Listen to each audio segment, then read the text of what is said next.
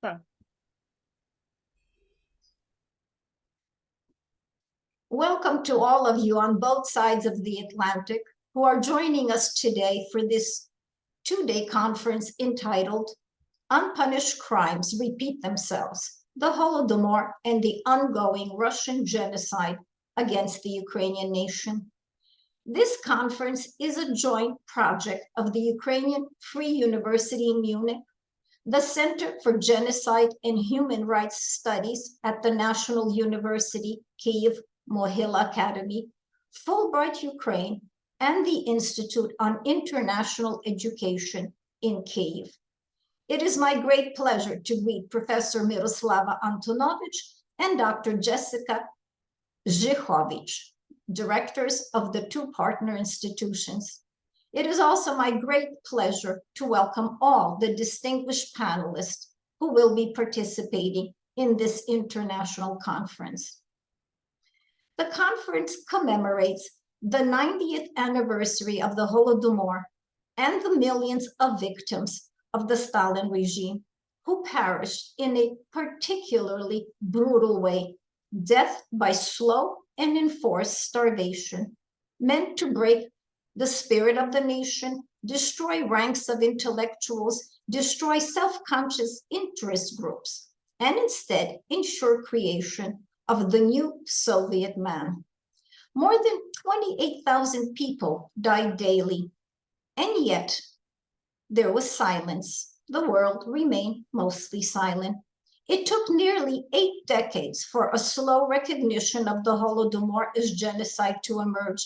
And frankly, I think we all are aware of the fact that if it were not for the current brutal war of Russia against Ukraine, that recognition would still be wanting.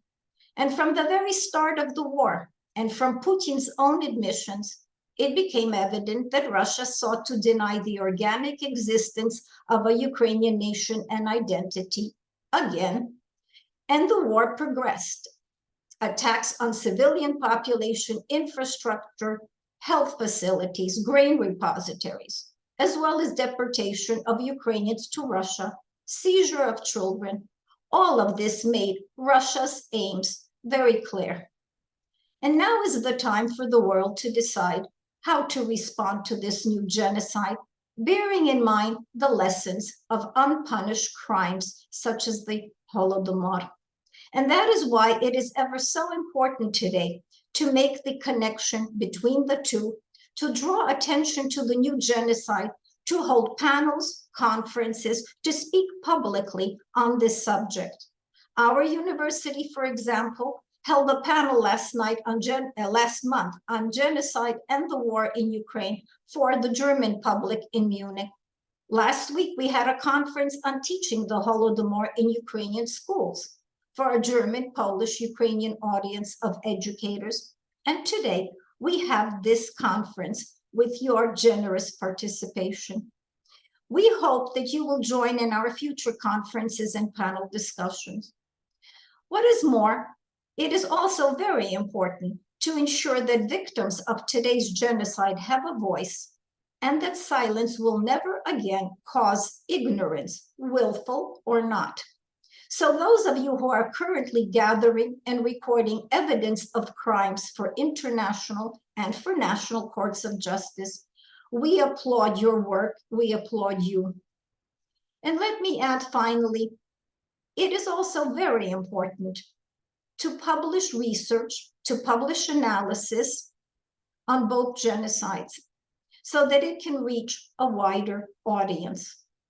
And again, I'm sure all of you have your own channels for publication, but our university is very ready to accept any scholarly articles and papers from this conference to publish it in a volume that we would distribute to universities and research centers in Europe, North America, and Ukraine.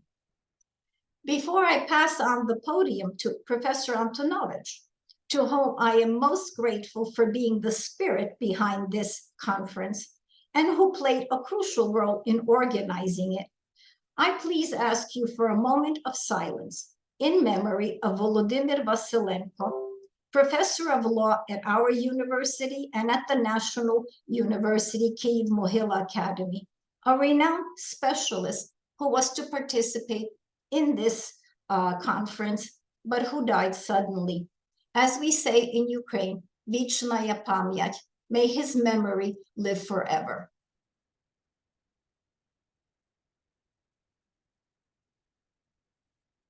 Thank you. I now pass on the podium to Miroslava Antonovich.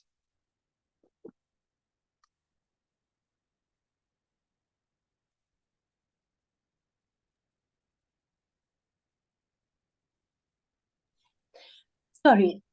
So, dear Rector Maria Puslak, dear Dr. Jessica Zhukovich, dear participants of the conference, dear colleagues, dear guests. Our conference is dedicated to the 90th anniversary of the Holodomor genocide. To be more exact, of the culmination of the Holodomor genocide in 1933, as the intent of the leadership of the Soviet Union to destroy the Ukrainian ethnic group appeared much earlier, and the genocide against Ukrainians started in 1920s. The Center for Genocide and Human Rights Studies of the Law School of the National University of Kyivo-Mogilянська Academy, naukova, together with the Ukrainian Free University, decided to organize this conference in the comparative aspect with the ongoing Russia's genocide against the Ukrainian nation. And we started to work over the program of the conference in June 2023. We were happy that the Fulbright program, the Fulbright Ukraine and Institute of International Education Kyiv office have also joined us in organizing the conference. Our center was founded in 2010 at the International Law Department of the Law School of naukova as the Center for International Human Rights, and it was later renamed into the Genocide Studies Center, as the focus of our interests was the Holodomor genocide against the Ukrainians.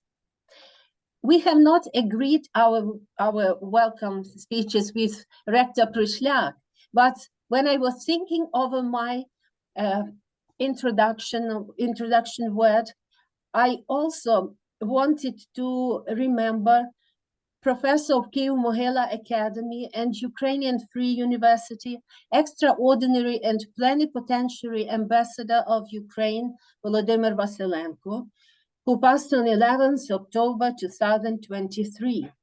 Professor Vasilenko played a crucial role in developing and adopting the law of Ukraine on the Holodomor genocide in 2006.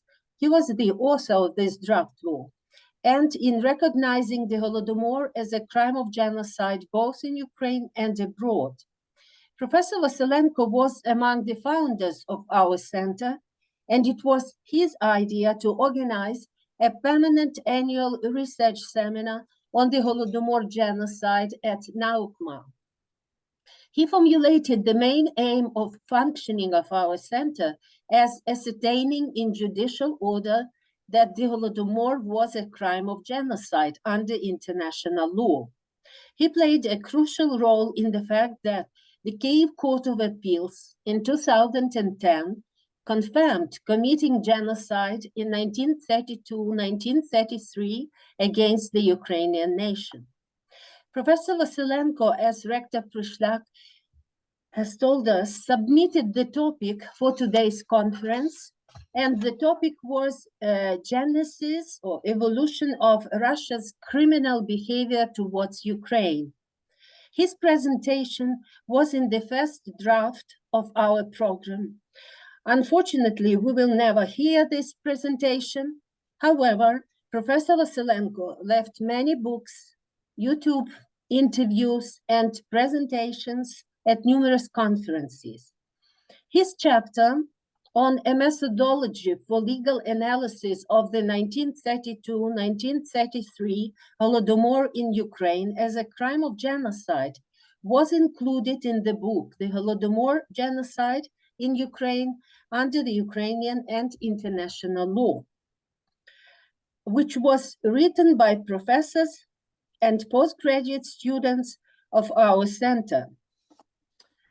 I would also like to remember today Professor James Mace, the executive director of the US Congress Commission on the Holodomor, which in 1989 formulated in its report as one of the conclusions that Joseph Stalin and his henchmen committed genocide against the Ukrainians.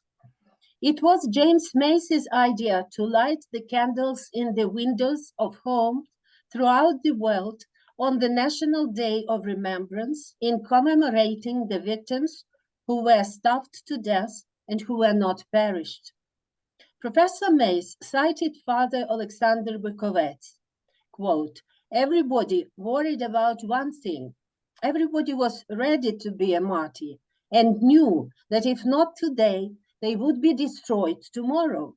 But they worried whether the world would know about this and whether the world would say anything, would say something. And there was another problem of a still more intimate character. Would there be somebody to pray for those who were perishing?"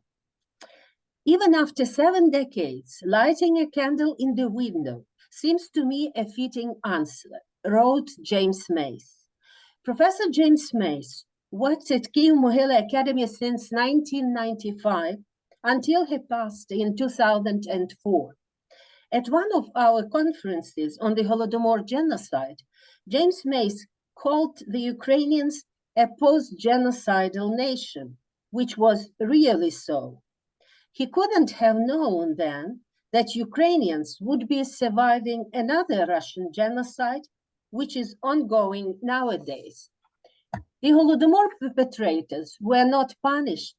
That's why we are experiencing another genocide. This is the title of today's conference, Unpunished Crimes Repeat Themselves. And this is what we shall not allow this time. Thank you very much. And I pass on the podium, as Rector Prishlak said. I wanted to say the word, but I'm not sure whether it's correct to say, to pass on the word to Dr. Jessica Zhukovich, the director of Fulbrait, Ukraine. It's my great pleasure to pass this word to Jessica. Дуже дякую. Добрий день. Hello, everyone. I would like to first thank Dr. Miroslava Antonovich at Kyiv-Mogilянська Academy for inviting us to partake in this conference, and also Dr. Maria Prishlak at Ukrainian Free University, and Dr. Gennady Poborezhny, who have both been really instrumental in bringing us together today. And I would like to give a little bit of history here about the Fulbright program. The Fulbright program is operated by the U.S. Department of State in partnership with more than 160 countries worldwide. It ensures scientific, educational, and cultural exchanges. The program was established in 1946 on the initiative of Senator J. William Fulbright, who happened to be from the state of Arkansas, and endeavored to improve interaction worldwide between countries by increasing mutual understanding through person-to-person exchanges, international exchanges in and outside also of universities, including in museums and community organizations, NGOs, etc. His aim remains the same of the aims today among all Fulbright programs in 160 countries worldwide. The aim is to avoid wars and human suffering. According to the original vision of Fulbright, the exchange program is not a panacea or a utopian vision, but an avenue of hope. It keeps hope alive between people, between countries. The Fulbright program in Ukraine has existed since 1992. For 30 years, it has provided the opportunity for now almost 1,000 Americans and over 1,000 Ukrainians to gain experience in one another's countries in the US and Ukraine, both respectively.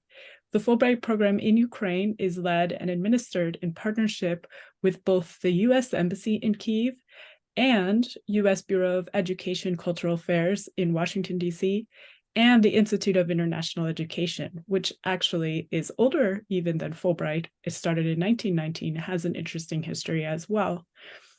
The network of personal and professional contacts between Ukrainians and Americans continues to grow and is formed both in part by our programs, but also by the Українське коло, which is our Ukrainian Alumni Association, and members here are very, very instrumental, not only in planning and bringing us together in events, but also in publications and workshops and recruitment for future generations of Fulbrighters. So we owe so much to alumni. And the Fulbright program in Ukraine, now being 30 years, well, exactly 31 years old, has made it through so much, through pandemic, through war, through now 2 revolutions in Ukraine. And the durability and resilience of Fulbright is owed to the community of alumni, but it's also owed to the staff of Fulbright, some of which have been with Fulbright for 20 years now. I want to mention Veronica Aleksanic and Ina Barish in particular, who in 2021, they both celebrated their 20th year with Fulbright Ukraine. This is incredible. And also to the ongoing resilience of our team in Kyiv. I want to mention here Maria Kravchenko, who was at the center of planning this conference, and her coordination skills make it seem easy because things happen flawlessly without lots of technical glitches, etc. And that's not an accident. That is definitely hard work and vision owed to Maria Kravchenko. I also want to mention Marian Luniv here, who is our social media and communications guru. Without him, we would have never survived the pandemic. Like all of you, we had to reinvent in a virtual world. And he continues to ensure that we can communicate with the widest number of people possible, including across many countries. So Marian here also is an artist himself. So he not only communicates our programs and our ideas, but does so beautifully. And I would also like to underline that we still have all of our programs open. So please encourage your friends, your colleagues, your children, maybe even yourself to apply to our scholars program, our student program, our Ukrainian language teachers program, or our young researchers programs. These are our main program areas. And stay engaged with us about new ideas, how you might want to innovate with us in the future. Also should mention that we record all of our events and we post them to our YouTube channel. So you can follow up with this event. If you missed something or you would like to share something with colleagues, please look at our YouTube and it will be there in a few days after the conference. We also have all of our past conferences and events there that we've participated in. So please browse our virtual library and share with your students, colleagues, etc. I would like to now draw our attention to our first session today, which is entitled Genocide and Disinformation, Russia's War Against Ukraine in Historical Context. And the moderator of this session will be Professor Dr. Matthew Polly at Michigan State University. And I see Matt is with us here, so I will pass the podium now to Dr. Polly. Thank you, Jessica. Dobrý den. I'm just coming from class, so forgive me that I'm arriving a bit late. We were talking about the end of the Second World War in Ukraine, oddly enough. So, and I'm about to go talk about Ukrainian national identity in a senior seminar. So Ukrainian studies are very much a part of what is going on here at Michigan State. So it is my honor to introduce Dr. Andriy Kohut, who is so I'm going to read a bit from their bios, but you can learn more in the program. But I think it is worthwhile talking about the tremendous achievements of our esteemed panel. So Dr. Kohut is director of the Sectoral State Archives of the Ukrainian Security Services.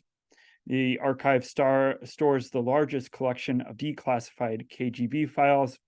He was a Fulbright Research and Development Program Fellow in 2021 to 2022 at Stanford University. His recent articles have focused on the Soviet deportation operation, West. His academic and professional interests cover various topics related to Soviet deportations, communist secret services history, memory, politics, and cultural diplomacy. And I just finished telling my students about all his work as well, and really trying to draw the distinction between the way that archives were managed in Ukraine prior to 2022 and the Russian Federation. So it's my honor to listen to him as a fellow historian, and I look forward to his comments. Dr. Kohut. Thanks. Good evening, everyone. So, hi. Thanks for inviting me. So I tried to talk a little bit about our experience, what we knew from the so-called KGB archives. The title of my short presentations is Operation Pharisees, KGB Active Measures Against Worldwide Recognition of Holodomor. So when we talking about Great Famine 1932-33 in comparison with Great Famine at the beginning of 1920s, the Great Famine of 1932-33 was totally silenced, especially at the moment when the Great Hunger happens. In the beginning of 30s, it was impossible to mention what happens in the streets, what people saw, because it means that people who talking about famine or talking that communist authority organized this crime against people, try to repress some of them. It was it was clear to everyone that those who talking about famine will be repressed, will be sentenced.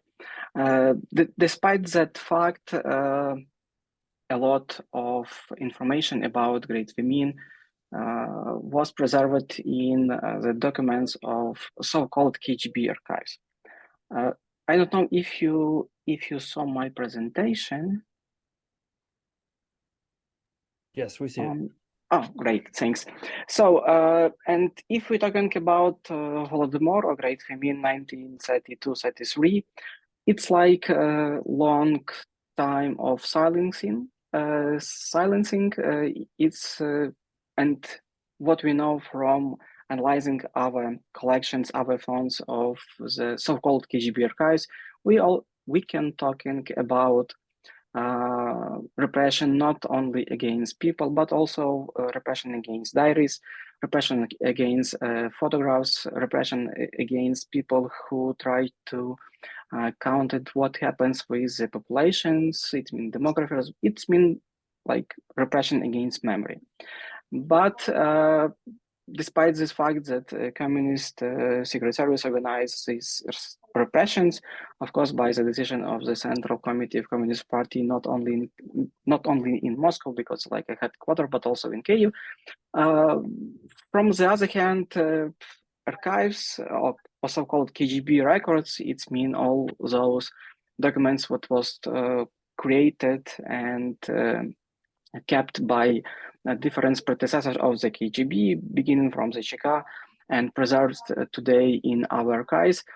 They also preserve a lot of different information regarding what happens in during Holodomor in Soviet Ukraine. And we can talk about starting from the, for example, different orders and instructions from 1932-33.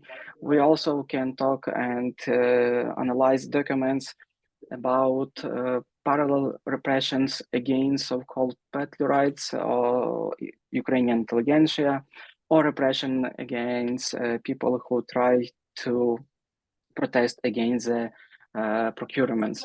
So it's also different directions, instructions, but also archival files about people who was repressed, who tried to preserve the memory, preserve diaries, what happens during Great Famine, during Holodomor. But if we're talking, for example, about time after Second World War, it's a lot also of documents that show how KGB tried to fight against the memory, against the recognition of Holodomor, mainly in the free world. It means in the US, Canada, and Western Europe. So, when we started analyzing and looking for these different informational reports, informational notes, different instructions. First of all, we saw that unfortunately not a lot of documents preserved, because at the beginning of at the end of the perestroika and in the eve of the collapse of Soviet Union, unfortunately, KGB organized a great purge of all the documents what was created by KGB and collected by KGB mainly in the 80s, 70s, and partially in 60s. It means that if we try to find some information regarding two cities, we can find a lot of information. But if we try to find something how KGB works, for example, during 80s, it's not so easy. But from other side, despite the fact that mainly documents of operative units was destroyed, that documents of non-operative units preserves, and it's very important and crucial role plays so-called collection of fund of Secretariat GPU KGB. It means all those documentation what was prepared by the KGB officers, like everyday reports, 2-3 days reports, and sent to the Central Committee of Communist Party to share the main information what happens in Soviet Ukraine, what happens in Soviet Union, and also what happens worldwide, what main events, what main enemies of Soviet Union try to do, what they thinking, how the peoples in Soviet Ukraine reacts one to one or another events. So, and thanks to these documents, we have possibility also to we have possibility to make information what KGB organized against the mainly diaspora organizations activity in the US, in Canada, in Western Europe, regarding to not only preserving the memory about the Holodomor, but also trying to share this information with world community, and even more try to organize a campaign for recognition of Great Famine 1932-33, like as genocide. So, for example, one of the very interesting and important report from the March 17, 1987, it's like informational reports about how going on operation on code name Pharises. And these operations, it's clearly operation what was very good analyzed and show in different research, like so-called disinformation campaign or disinformation operation or active measure of KGB.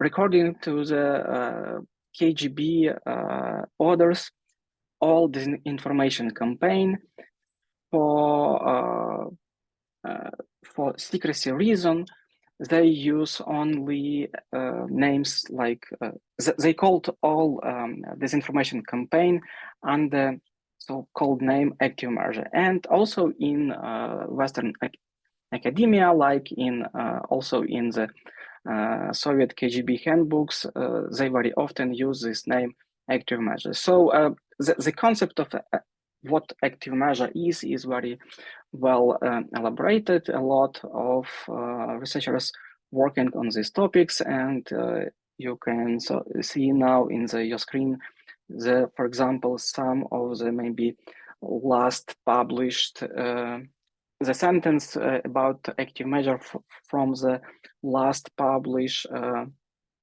book about Cold War active measure, Soviet Cold War active measure, and the authors of these articles, Sashiro Hosaka, who also working with documents from the KGB archives in our reading rooms before the COVID starting. So he have possibility also try to a little bit elaborate this concept. So he understands the active measure like a wide span of practices, including disinformation operations and political influence efforts aimed at changing Soviet influence, usually by tarnishing the image of opponents. And mainly three methods what was used by the KGB officers on their active measures. It's first of all разоблачение or exposure, it's компрометация or compromising, and of course специальное позитивное влияние or special positive influence. As a rule, all these three different methods was using not like at once, but they mixed difference of these methods to their mainly counterintelligence activity. Despite that fact, for example, if we compare how understand KGB employees what active measure is, you also can saw some part of the sentences from the counterintelligence dictionary. It's a book published, it's a dictionary published by the KGB higher school for the KGB employees to understanding terminology, understanding methods, and so on, so on. So they understand active measure, or I one more remember that they use these two words, active measure, to cover the disinformation operation. So they understand active measure like as action of counterintelligence, allowing it to penetrate the enemy's plan, timely warn its unwanted steps, mislead the enemy, seize its initiatives, and thwart its subversive action. So, and it's very important to know and to note that active measure, unlike protective measures, as a rule, is offensive in their nature. It's possible to reveal and suppress hostile activities at the early stage of their occurrence.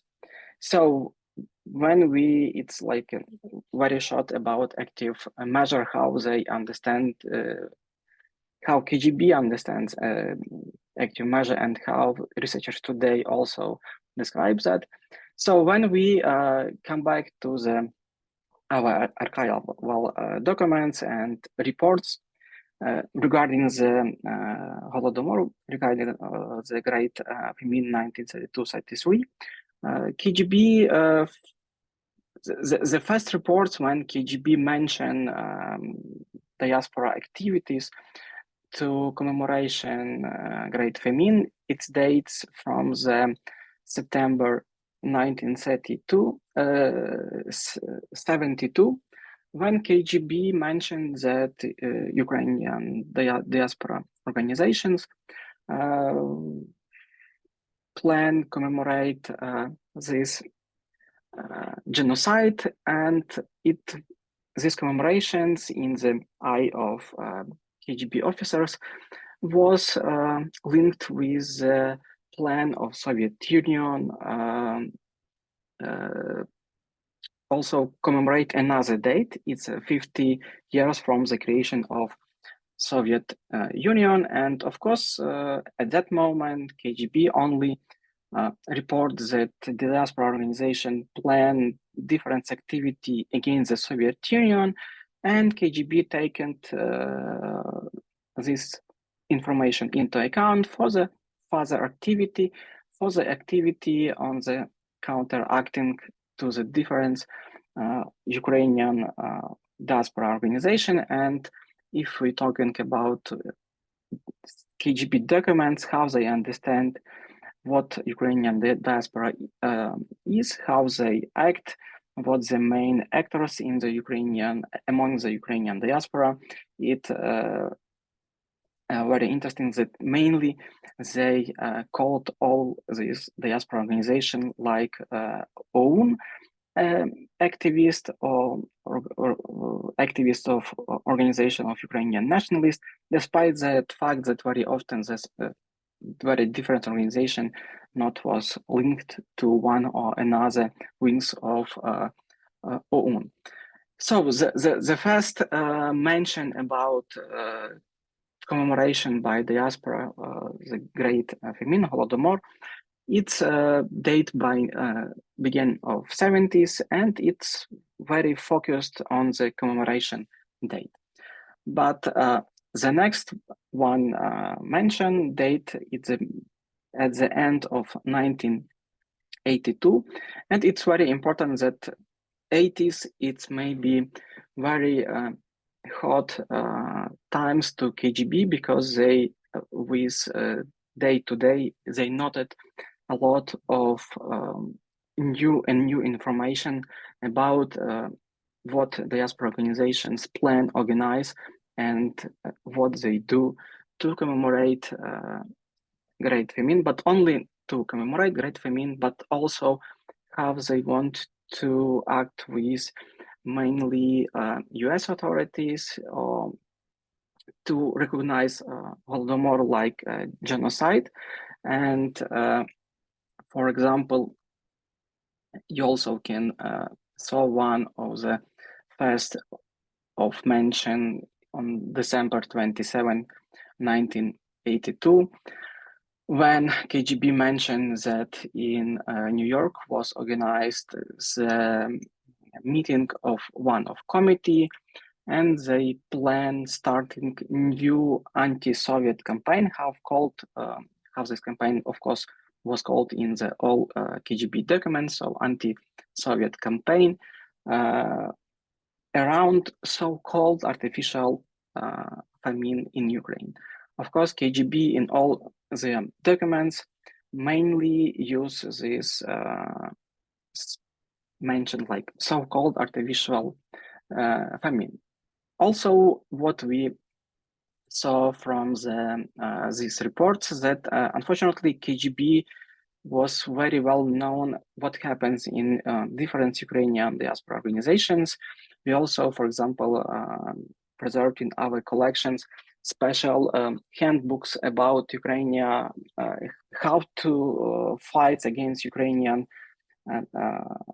nationalist, bourgeois nationalist, and mainly one third of those handbooks in focused how counteract to the diaspora organization. Of course, KGB very believes that all activity of Ukrainian organizations, they was planned and managed by the CIA and other US body. And of course, KGB recognized all this activity like the ideological diversion against the Soviet Union.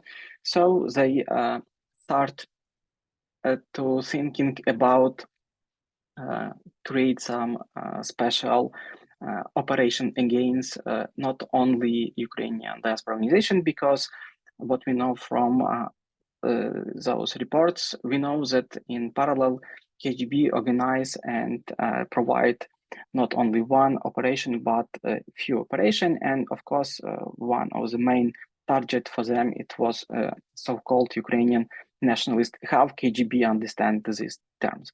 So from the end of 1982, the number of reports where KGB mentioned activity of Ukrainian organization regarding the Great Famine arose, and in June 1, 1983, we also, on the margin of the documents, can read a few very fascinating mention. It's a informational reports from the June 1st, 1983. It's a collective reports when together with the information about Ukrainian activity, also collect another information what happens in Soviet Ukraine. And it's very interesting that in the third page of these documents, by the hand of the Central Committee of Ukrainian Communist Party, Volodymyr Shcherbitsky, was mentioned information.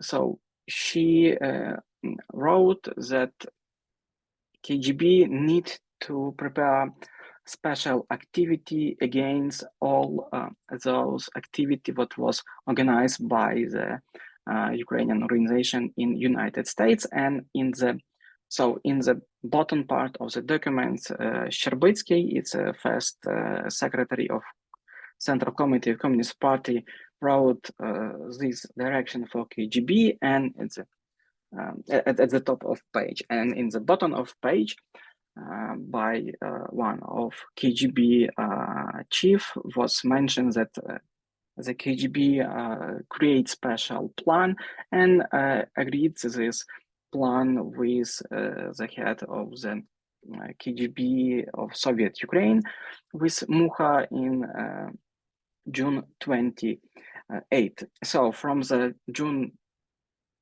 1 to June 28, KGB prepared some special operation against the activity of Ukrainian organizations, and it looked like, unfortunately, we not preserve any other documents that clearly maybe help us connect all both these informational reports about how going the operation Pharisas against recognition Holodomor in the western part of world, and about creation special plan. But it's very clearly for us that the June of 1983 is the time when KGB prepared special plan how to deal with the Ukrainian attempts to recognize Holodomor as genocide.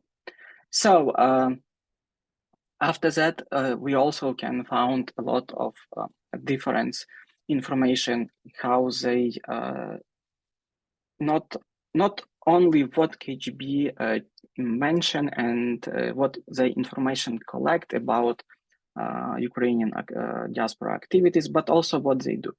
And unfortunately, we right now not can check every activities, because for that it's needed to working with Western libraries to check all newspapers, magazine, and also try to find some reviews, because one of the main activity what was proposed by the KGB chiefs, it's first of all send some part of archival information to not only to the agents in the West, but also to so-called useful idiots who try to use, who very happy to use this information in their activities.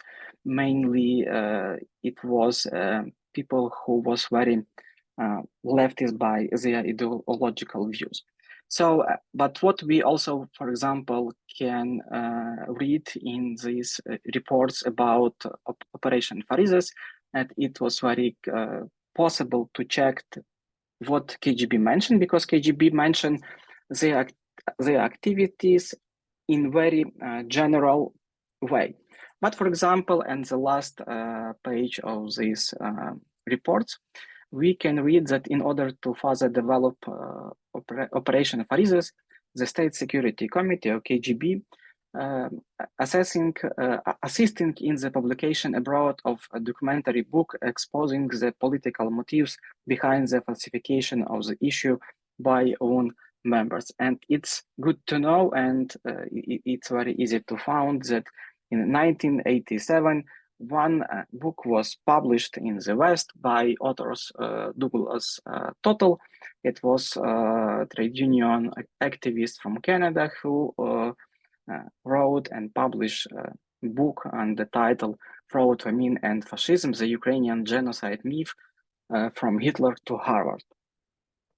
So, and if we collect what KGB mentioned in their reports and what book was published and based on some archival information and some knowledge, it's only one book what was published in 1987 and very similar and exactly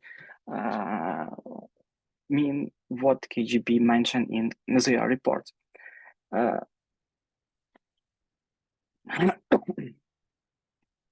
It also very important that the activity of KGB against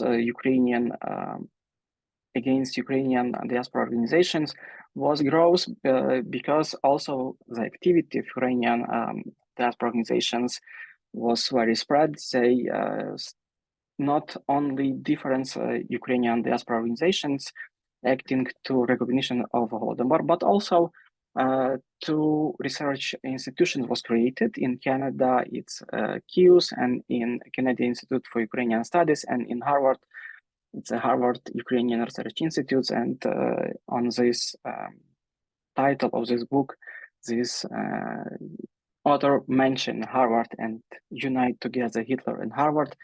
And I think that KGB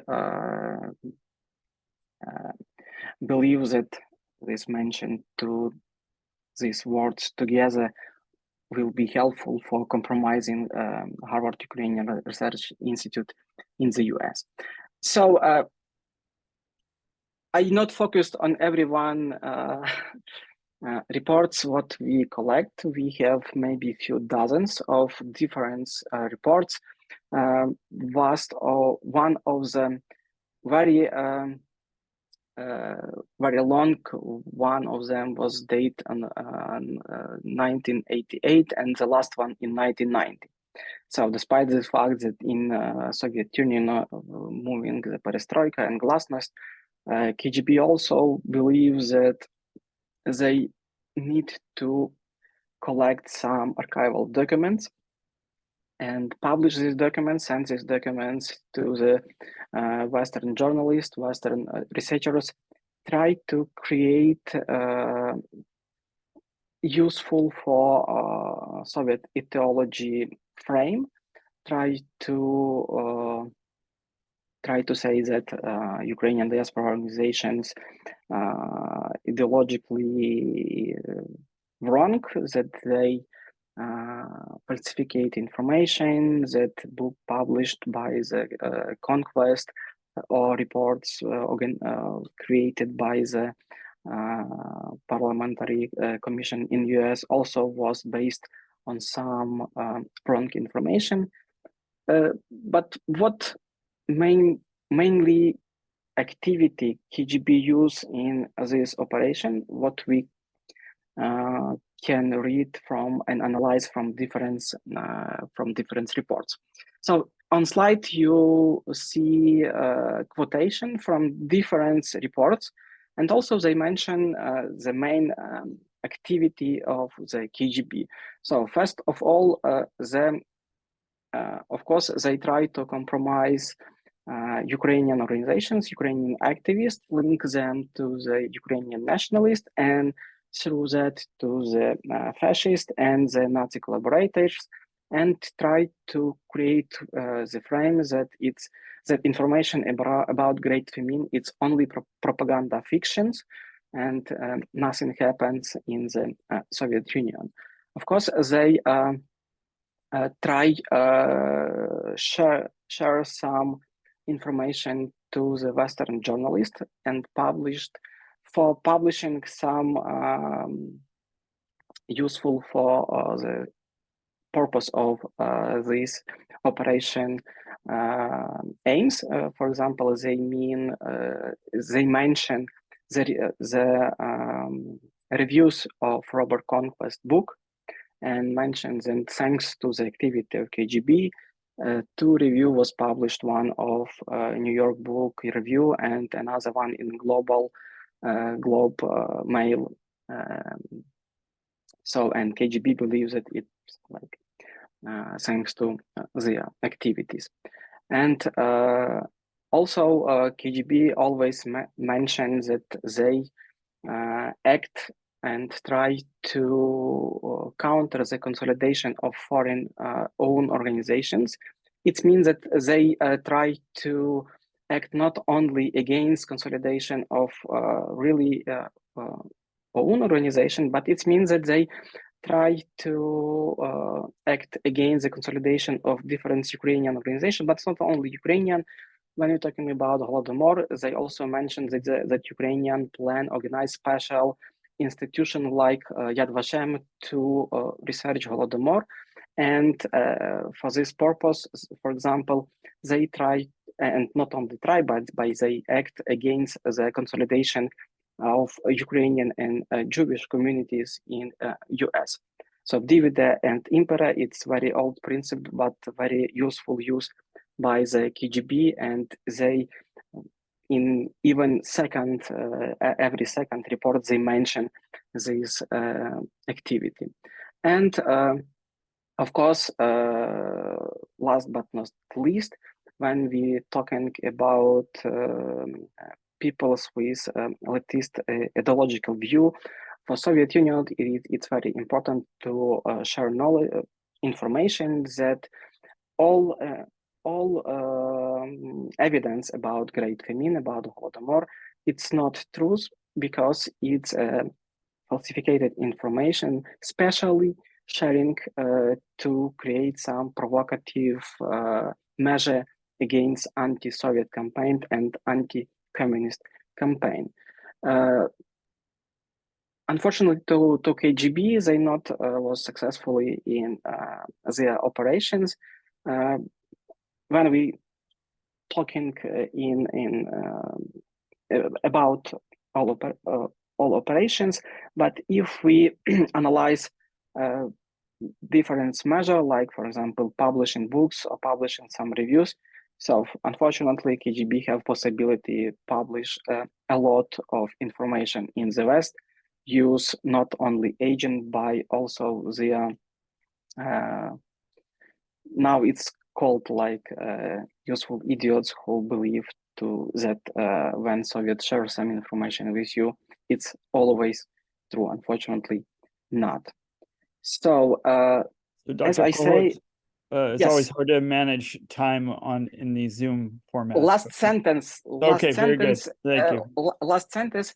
Unfortunately, as I say, we can't create all frame of operation phases, but we know a lot today that show us that KGB and a lot of problems with recognition of Holodomor like a genocide, it was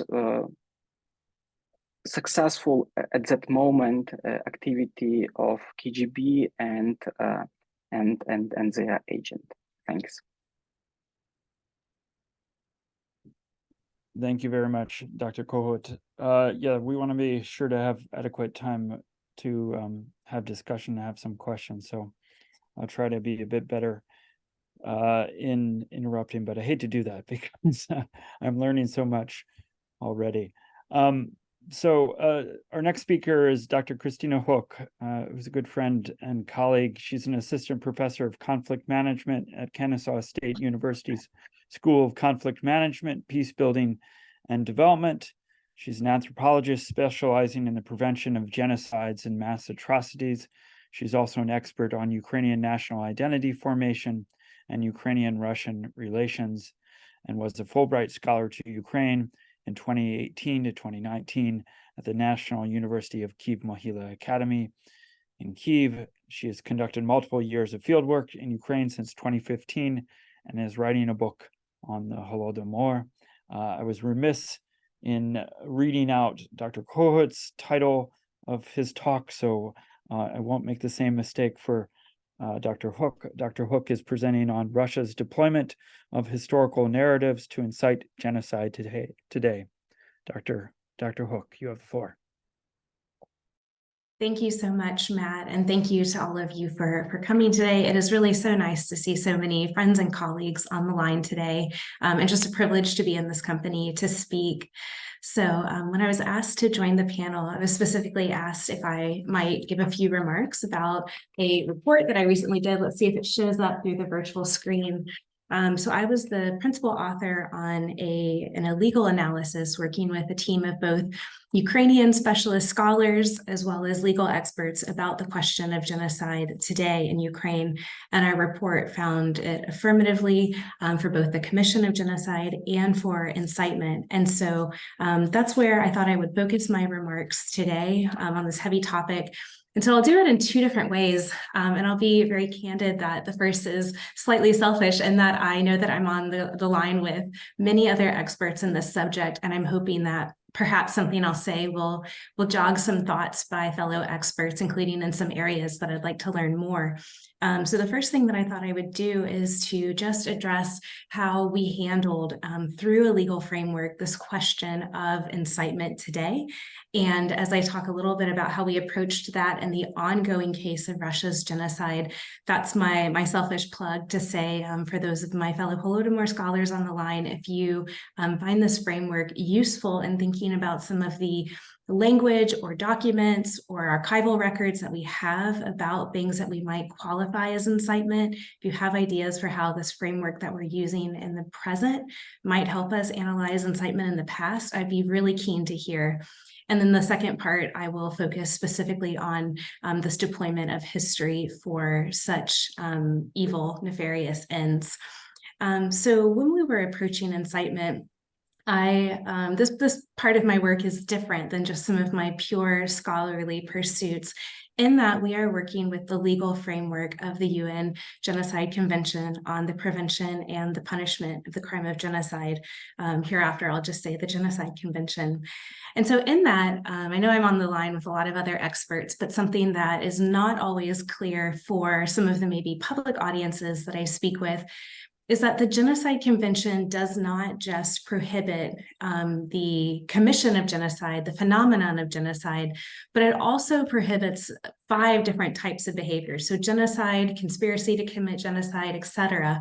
And so one of the other areas that is explicitly targeted by the Genocide Convention for both prevention and for punishment is direct and public incitement to genocide. And so when you're working with the legal system as it is, there are different standards that you walk through to establish whether inciting language can meet those thresholds of direct and public incitement. And so that's something that the team I was working with kind of convened by the New Lines Institute in Washington, D.C., and the Rahul Wallenberg Center for Human Rights based out of Montreal, Canada. That's something that legal experts there did really carefully from the early days, actually, of Russia's full-scale invasion into Ukraine. This team had put out the first report describing Russia's breaches of the Genocide Convention in May 2022 in this area. When we were asked to revisit this topic of direct and public incitement, we did so, and we ended up publishing another report 14 months later, finding an overall trend of both escalating dynamics of genocide and escalating dynamics of direct and public incitement. And the kind of summary point there is we talk about neither the amount of inciting language did not abate, and what you might think of as the quality, the types, the tropes of incitement did not abate. So by that, we all remember these lies coming from Russian propagandists about, quote, denazifying Ukraine. What we document in this report is that those transitioned into new dehumanizing tropes in the fall of 2022 about suddenly, quote, desatanizing Ukraine. And so that's just one indicator that these dynamics were escalating. So when we approach incitement, which is so important to this question of disinformation, we use a five-fold framework that has been suggested by other genocide scholars. And so we were looking at disinformation, dehumanization, delegitimization, demonization, and denial. And so I know that our panel is specifically on disinformation, and that's an area of great interest for me as a thematic genocide scholar. So disinformation, meaning the willful deployment of incorrect facts, as opposed to misinformation, how these lies can unconsciously be spread. But when we're looking at this framework, I would think of kind of all five of those Ds fitting this broad category of disinformation, in that they're used to shape the information space. And as we argue in our report, they're used to shape the information space for genocidal violence. So I'll just start off with disinformation. It is, after all, the name of our panel. But again, that's willfully promoting false evidence, kind of a dichotomy there, to malign. And that's something that has been tracked in a variety of cases. It's called accusation in a mirror. And so that's where we see perpetrators accuse their victims of doing the very things that they intend to do to them. And as we tracked that in the present case of what Russia is doing in Ukraine, I was really thinking a lot about the Holodomor myself. It's not in the report, but I was really thinking about, when we read some of these documents from Stalin and his inner circle, the way that what being a, quote, good communist is, I think might fall into this category of accusation in a mirror.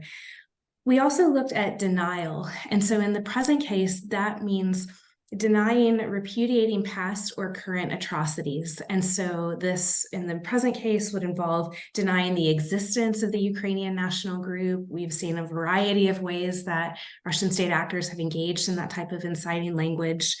Then we also looked at dehumanization. And so what dehumanization is really just lowering the threshold of acceptable violence.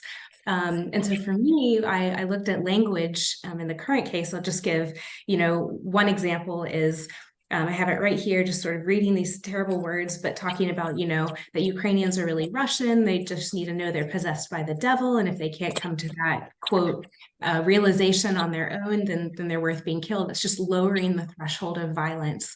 And so as we think about dehumanization or disinformation in the past with Holodomor, I think we would probably want to include also some of these really terrible propaganda posters that most of us are familiar with, the ways that just portraying dehumanizing Ukrainians is lowering that threshold of what was considered allowable behavior towards them.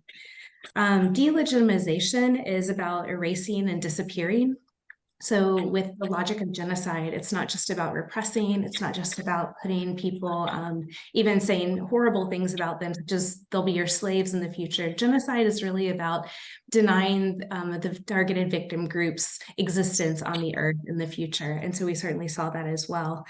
And then of course, we have this demonization, and that is where I sort of already mentioned that. In the modern era, we see these horrendous tropes of really, as I say, trying to climb as high up the escalation ladder as you can. So suddenly it wasn't enough to make all of these lies about denazifying Ukraine. You had to try to jump up to de-Satanizing, just really climbing that escalation ladder as much as you can. So that is this, I'll just repeat it back just in case I have any scholars on the call today who would like to talk about this more. In the case of the Holodomor, that's an area I'm interested in developing for my own research, and I'd love to work with others in the future. But things like this disinformation, denial, dehumanization, delegitimization, and demonization. And, as we were putting this report together, we decided to devote some time to looking, in a kind of concise way due to the nature of what might hold up in court, but really including in a legal analysis on the present case, discussion of Ukrainian-Russian relations in the past. And that, of course, includes Holodomor. That's central to our conversation today. That's central to understanding what I would argue is happening today as well. And I am cognizant, I've got my timer going, I want to respect that. but I thought that I would just talk about one example that we felt was really important for us to include. And that is an expression that I'll say in English, but I think many of you on the call are familiar with the Russian version of it, but that we translated as "we can do it again" or "we can repeat." Sort of either of those work as translations of the Russian into English. And so what we talked about, we looked at reporting, open source reporting from a variety of sources, and this includes even some of the open source reporting from Russian independent journalism, such as Medusa ran an article on this that we cite in this report. And it's been picked up by this sort of group of those of us who are watching the current space really closely. And I'll say, you know, you can tell that a phrase is important, I would argue, when leaders in the region are talking about it, invoking it, even to argue against it.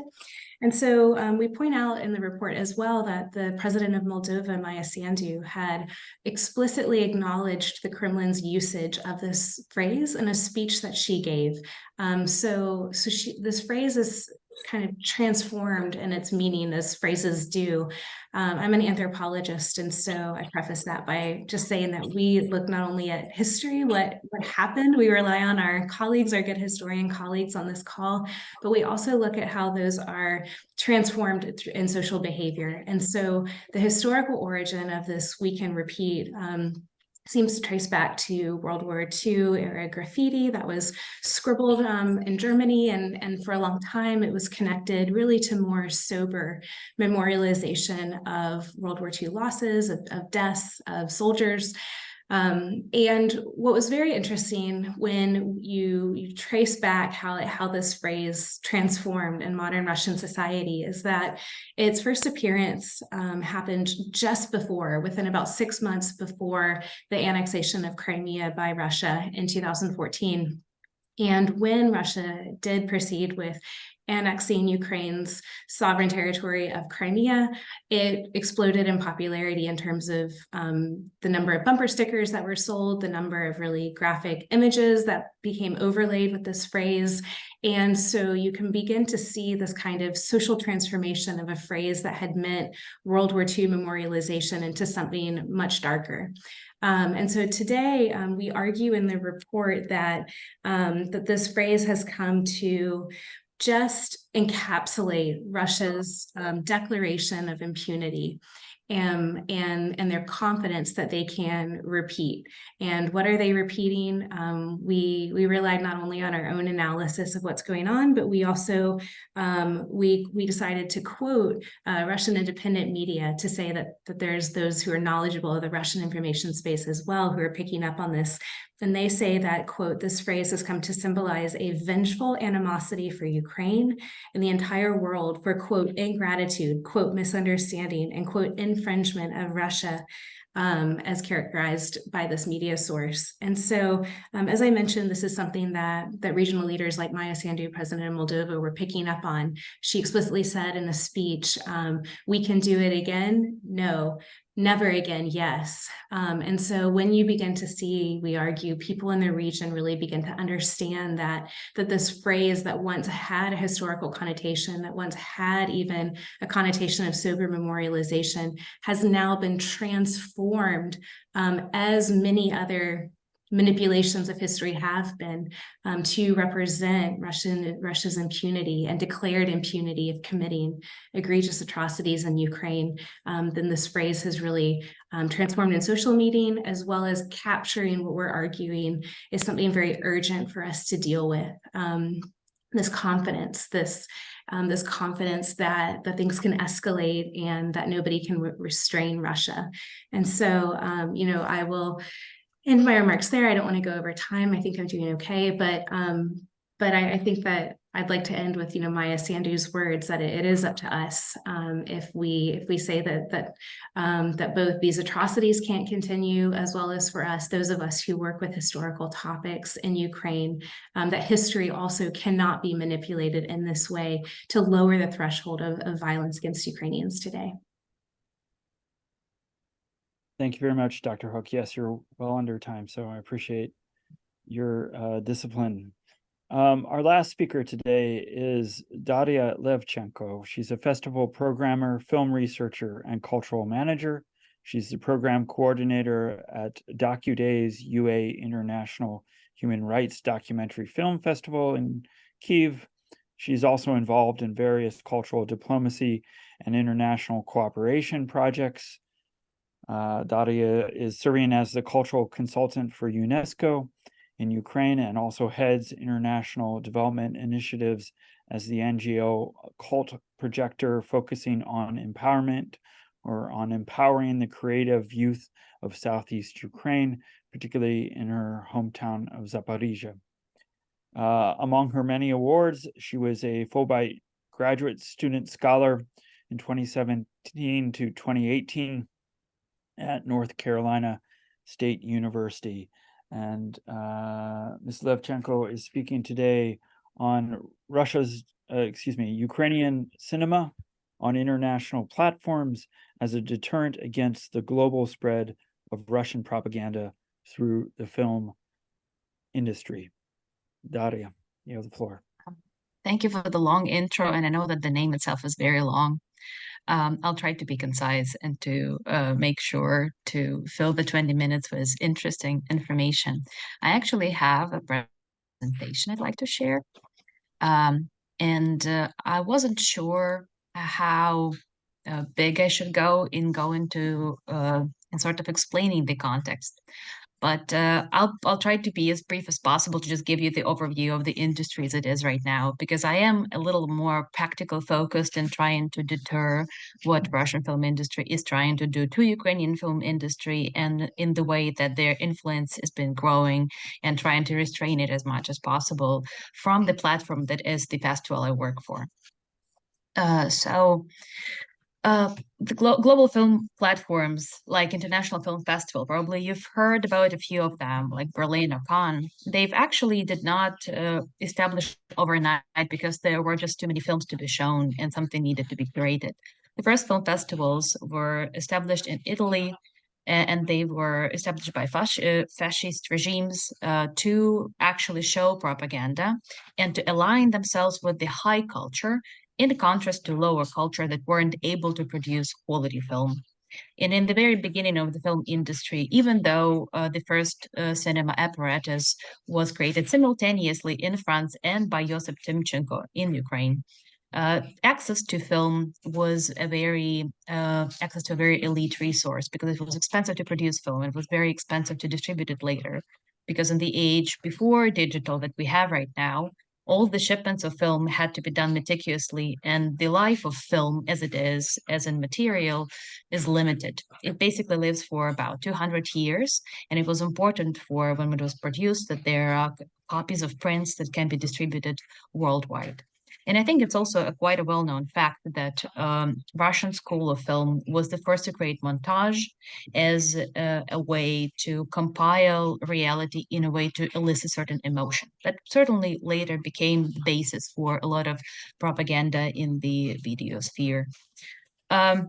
Just to give you, again, the brief overview, Ukraine is right now represented at many world festivals that are considered prime platforms for showing the message and sort of aligning yourself with the world of film that governs which messages are received by the audiences in the West and beyond as the right ones, especially when we're talking about human rights film festivals.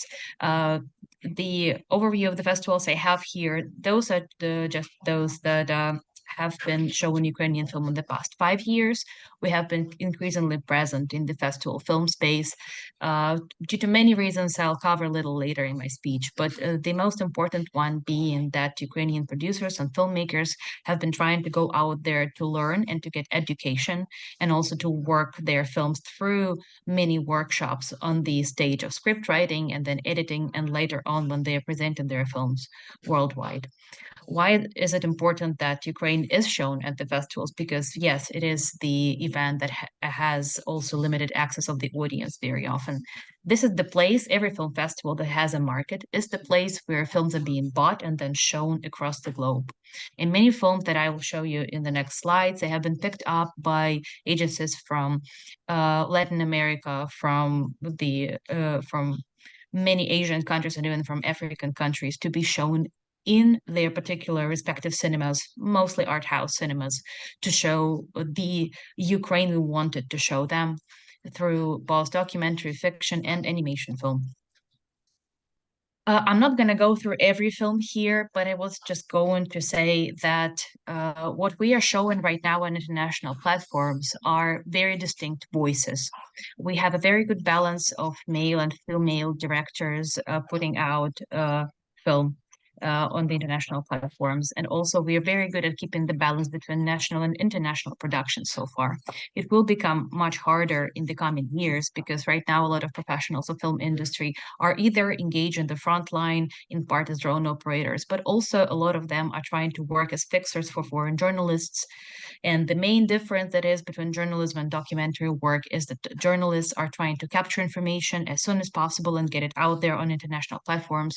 And documentarians are usually trying to keep to their creative voice and create a story that's going to be engaging throughout the years. And in general, documentary film is relatively cheaper to make, and that's why documentary film has been thriving in Ukraine more than fiction film. Even though right now we have a steady growth of the market even inside Ukraine, just a few years ago, out of all the films shown and all the tickets bought, only 5% of films were Ukrainian ones that were shown in Ukraine and that were appreciated in Ukraine. Right now, this number rose to 18%, and it's a stunning growth for a country with 250 film screens. Right now, we only have about 108 of them operating because a lot of them were damaged due to the war, and a lot of them started operating because of how people were migrating and living their current place of residence because of the war. But just the slate of the films we have here, they're mostly the films that were made before the large-scale Russian invasion broke out, and they are showing Ukraine in the time from the beginning of the liberation of Donetsk and Luhansk region until now. And they're mostly showing smaller stories of how life is in the east of Ukraine, because most of them are usually showing the life as it is in the war zone or in the territories that are adjacent to the war zones, or in Mariupol, Lysychansk, and Kyiv in part, because it also Butterfly's version of Bachnya Metallica in Ukrainian covers Ukraine and the East, as the story goes front and back. So in terms of geography, we are actually doing pretty good, because for many post-colonial countries, especially when it comes to a country that are only coming out from the colonial influence, as we are still after being part of the USSR for a considerably long time. They're usually sidelined to be the wild east of cinema. They're showing only the stories about the war and the hardships of life. And in this respect, we have a much better range. The second slate of films I have here are also very famous films shown at Berlin, Cannes, Locarno, Rotterdam film festivals. And they're interesting because in this slate, they're films that are reconsidering our past, especially the 90s. There is a huge slate of films right now that is popular abroad and in Ukraine that are reconsidering our lives, daily life, the sort of evolution of us as a nation, but also very small personal stories, both on male and female sides. That are showing how, as a society, we were formed and what is our background without totally denying belonging to, in the past, to the Russian-speaking territory. So in this slate, there is a film Reflection by Valentin Vasanovich, which is sort of taking place in an alternative world of Ukraine as it is right now. And Valentin Vasanovich is famous with building the world that are alienating the viewer from the image, to sort of give them the space to appreciate what's going on and make up their own mind, which a little bit leans to documentary filmmaking. Rock, Paper, Grenade is a very personal story made by Irina Tsilak, who is quite a famous documentary film director right now. This film was made by the book that her husband wrote, Artem Chekh, who is a famous Ukrainian writer who's also doing incredible diplomacy and counter-propaganda work. And also their son stars in this movie. Outside is a film that covers a period from Maidan until, excuse me, I have two dogs here and they're going crazy. covering the period from Maidan until right now, following the story of one Roma boy, and Perikonia is also telling the story of children growing up in the East. I'll try to make the way through the films faster, so I have more time to speak about the actual counter-propaganda initiative that Ukraine has. 20 minutes is very little time. So also we are showing films in different genres, and in this slate that I have here, we're showing films that are leaning towards film noir, road movies, investigative documentary with creative aspects, and also the story of Pamphir, which is a story that is sort of removed from the war, but tackles the core issues that Ukraine has to deal with, such as smuggling and corruption. Sorry, I was just a little too fast in going through all the slides. And I also prepared a few case studies of how we got here to being represented so well. It didn't happen overnight. So the film that probably is more famous to American audiences, either in Natsilik or It's Blue as an Orange, which is a documentary film she's worked on for years in the East that showed the life during the Russia's invasion of Donetsk and Luhansk oblasts. Irina Tilak right now was working on her first animated project that is showing the life inside Ukraine right now from a female point of view.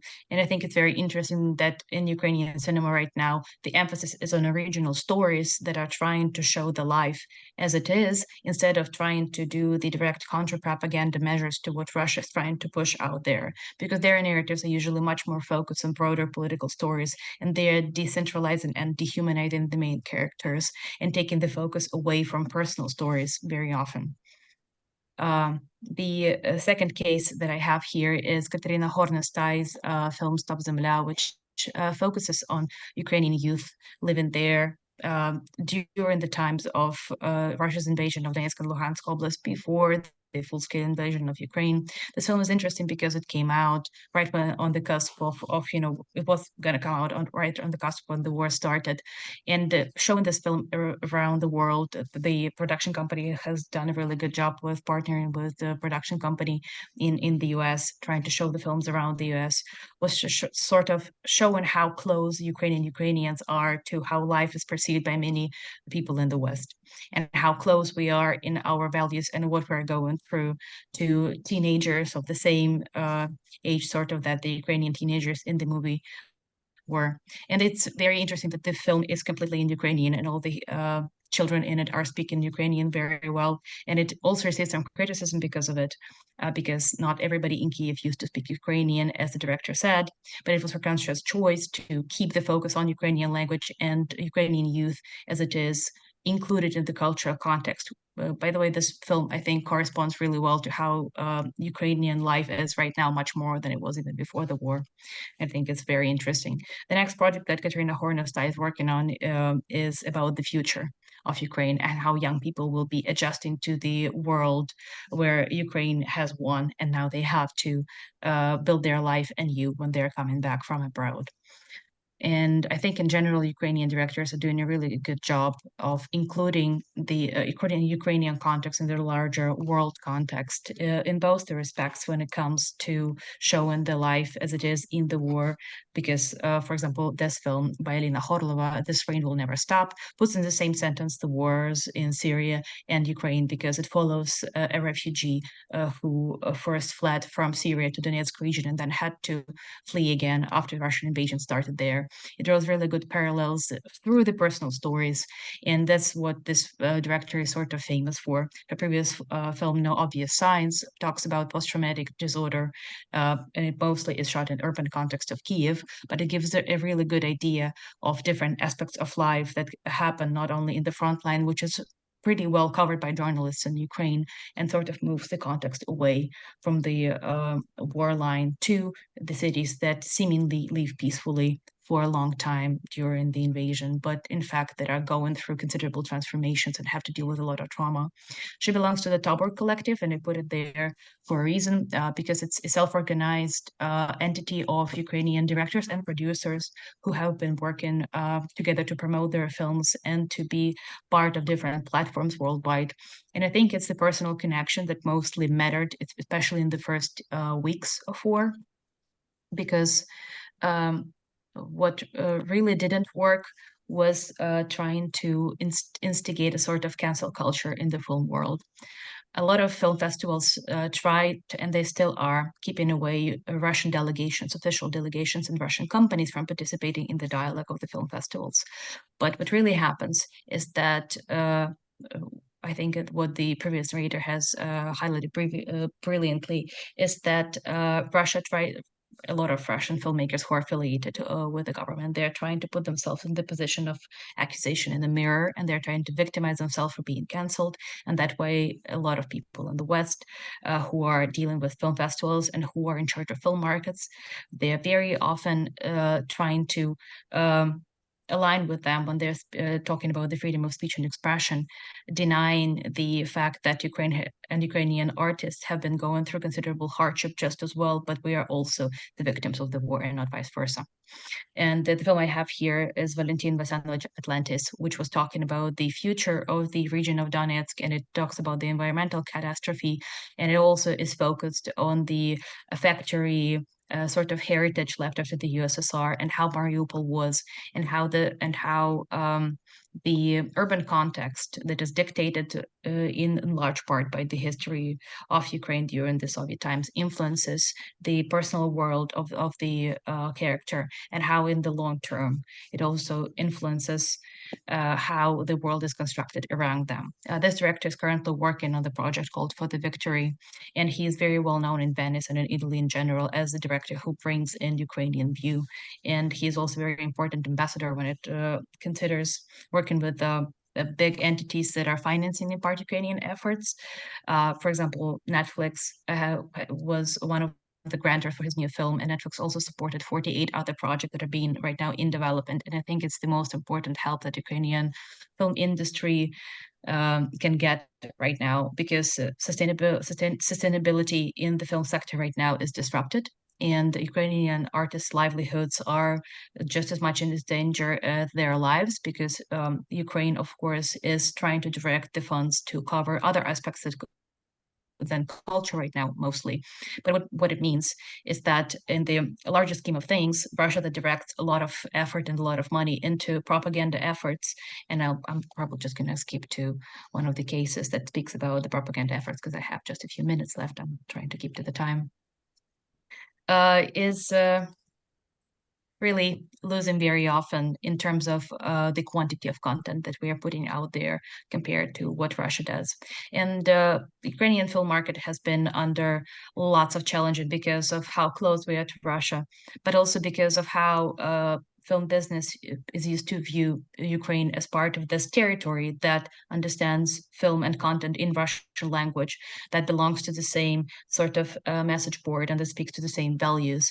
And in popular Ukrainian cinema, it is still the case, but also there has been a large influence of consolidated TV space, and also a large influence of how much money Russia really puts through direct influence in different foundations into working with young diplomats, into working with young filmmakers, and into working with markets, and actually putting a lot of money into co-productions with European directors to infiltrate the space as much as possible with Russian content.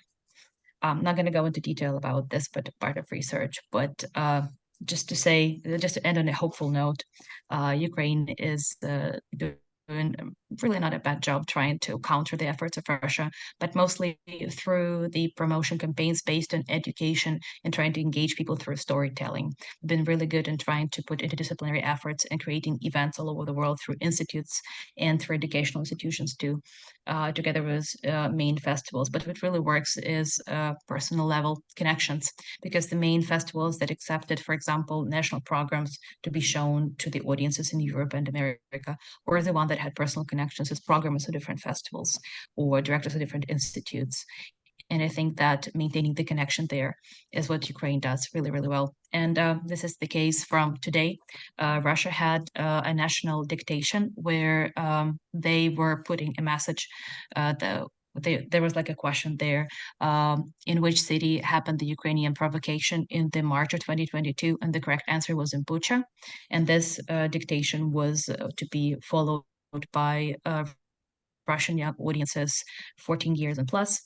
And this is just a part of the very complex effort of Russia to erase their involvement in Bucha and other genocidal efforts.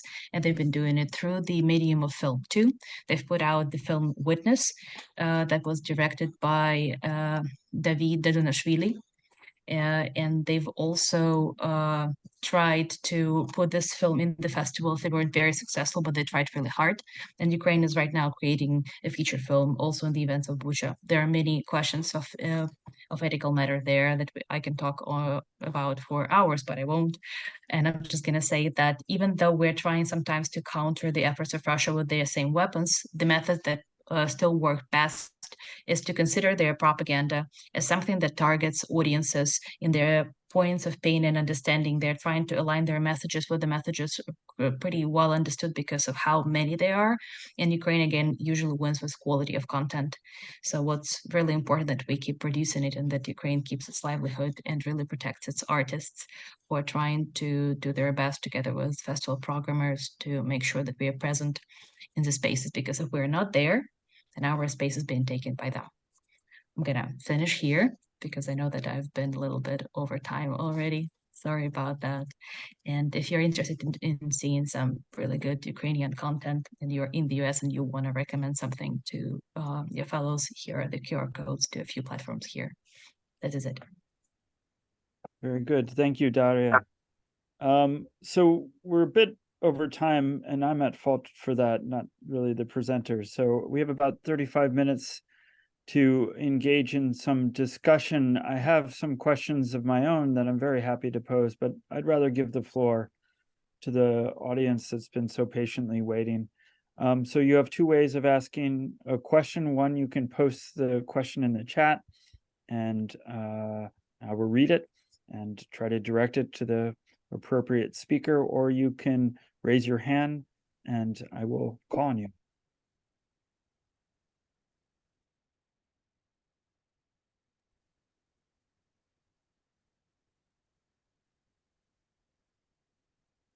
All right, well, perhaps to get the ball rolling, and then we'll go from there. Maybe my questions will elicit more questions.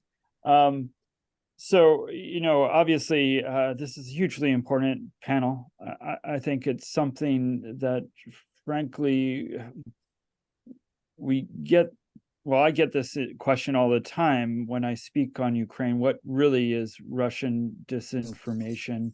And there's I think a misappreciation that it's only happening in this moment, right? And we have a much better sense, I think, because of the contributions of our speakers, of its long-range nature and complicated nature, multifaceted nature. So I'm very grateful for all the contributions. I'm speaking on the fly, but I have some well-formulated questions if you'll entertain them. And as usual practice, I have questions for each panelist. So the first question that I'd like to ask to Andriy is really, to me, there's a sort of disconnect between the intent of the KGB operatives, which is to disrupt narratives on the Holodomor and on the genocide, and sort of political propaganda about it. I mean, it strikes me, at least looking at this as a historian, that the reports that you wonderfully dictated for us and summarized for us reveal a kind of political blinder that I wonder, is there something in between, that is reports that actually look in a less polemical, less political way about what was going on in Ukrainian communities outside the Soviet Union, and sought to disrupt their activities in a way that reflected the reality of what they were? Or are the KGB operatives really only operating from a very propagandistic understanding of what Soviet suffering was? So, you know, my view of intelligence operatives is they tend to do away with with politics when they're writing reports, and yet politics seem very much present here. So I'd be interested perhaps in that, and then many more questions that come to mind regarding your contribution, but I'll hold those back. And then for Christina, I guess I'd wonder what we can do to push back. I mean, so much of this war is presented as a repetition of the Second World War. I encounter questions about this all the time in my own public presentations on Ukraine. So what do you think we can do as educators and scholars to push back on this narrative? It strikes me that it is even, I as you probably know, because we tend to correspond sometimes via social media, I pushed back on several New York Times stories about Ukraine and gotten corrections and reprints of these stories. And one was on a story about the Second World War, which had a very low estimate of the number of Ukrainians who were in the Red Army, right? At contrast with the official government's estimate, and at contrast with what historians really believe. So it infiltrates the newspaper record in the United States, I think, falsehoods about Ukrainian experience in the Second World War, and an emphasis on collaboration as opposed to resistance to the fascist invaders, to use the rhetoric of the time. And then lastly, for Daria, what can you say about the audiences, right? So I've gone to a few of these. Unfortunately, we don't get as much in East Lansing, Michigan, but I've been to Detroit Metro to see some of these films. But generally speaking, I'd say the audiences are Ukrainian Americans or Ukrainians recently arrived in the United States. So how does, I mean, is that true? Do I have a misappreciation of that? And what are filmmakers and film festival organizers doing to get the message beyond those that might naturally be drawn to the subject at hand? All right, I'll leave it there, and then I see some hands up, and we'll go to those, and I'll look at the chat in the time interview. Okay, thanks for the question. Yes, if we rationally thinking about secret or special services, yes, they must be not under political ideology, and they need to more objectively analyze reality. But if we, for example, look for the Soviet secret services, from the very beginning to the end, they slowly moving from the moment when they not under full political control of communist ideology to the collapse of Soviet Union, when they try to write in those way what Communist Party boss want to read. So it means that they more and more moving closer to communist bureaucracy, so-called nomenclatura, by thinking and writing. It means that when we compare, for example, how they write and how they act in the 80s, for example, and in 40s. So 80s, more not under political, so they waiting all in 80s, they waiting and thinking how it's better to say to be recognized by to show their own activity. It's much more closer to political ideology. From the other way, it's also, so at the end of Soviet Union, it's more about political ideology than about operative activity. And also, if we mention all documents prepared by the communist secret services, they use these very influenced by ideology languages. So you need now translate from these ideology influenced languages to our normal understanding what it was at that moment. And of course, it's a problem because very often we continue using these names, labels, what was produced by the communist ideology. And in those way, we very often missed the real content. So maybe I'll jump in now if that's okay, Matt. Thank you. Thank you for that great question. So the question that I'm going to tackle now is about what role do we play in pushing back on history? And so, I have a moderator here who's really excellent at that.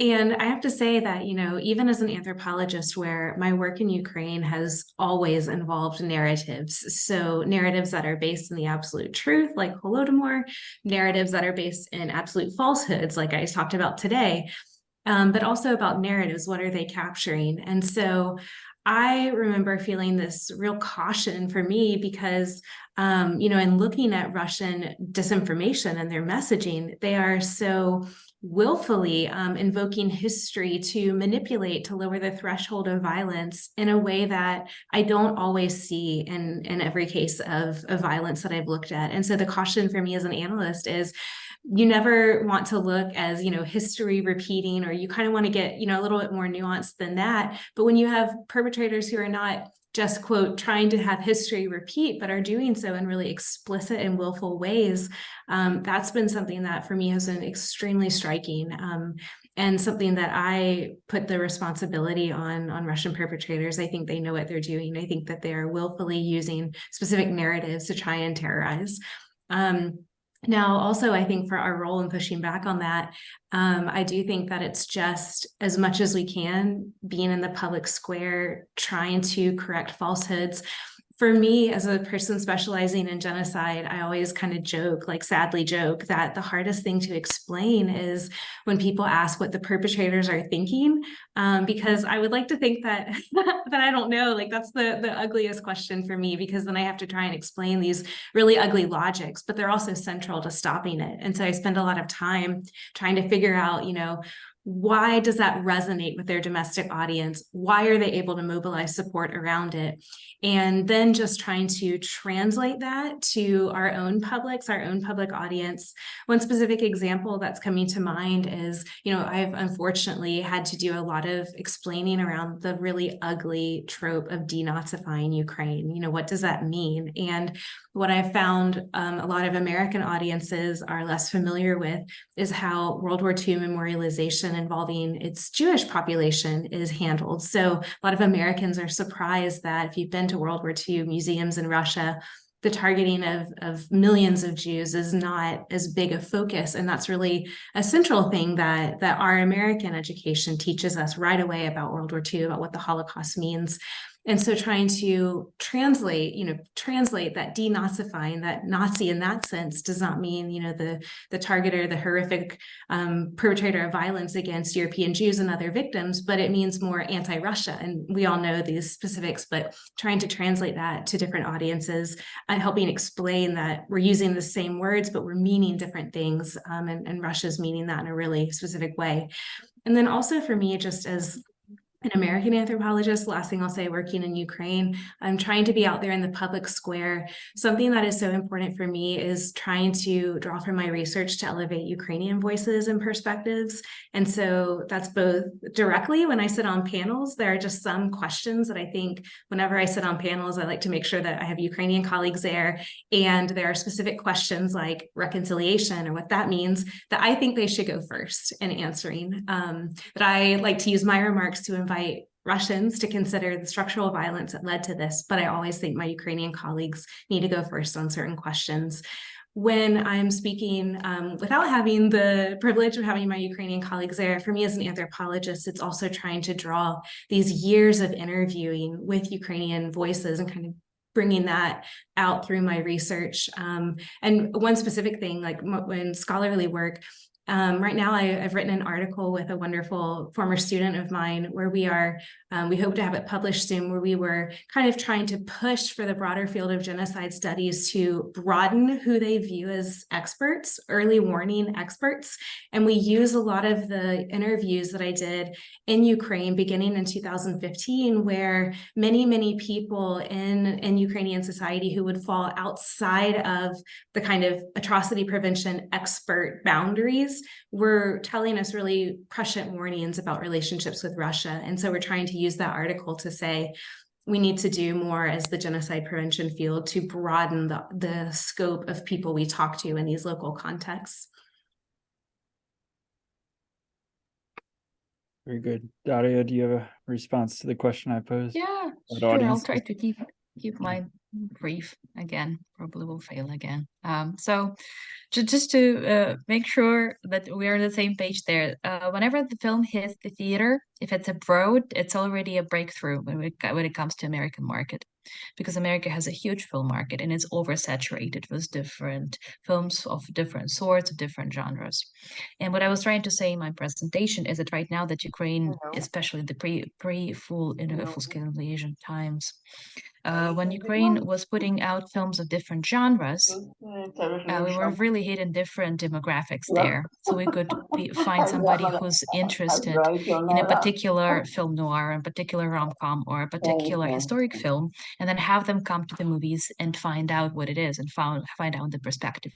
And usually the appetite for the region was satisfied entirely by the Russian market, because they have been putting out films that are relevant to particular audiences, to particular countries. So even if Ukrainian diaspora comes to see Ukrainian films and not Russian films, it's already great. And I'm very happy to hear that you have access to that film in Michigan. But in terms of getting people to see more film that is Ukrainian, I think there are two different aspects at play. Last year, when there was so much Ukrainian in the news, people would often not choose Ukrainian content to entertain themselves.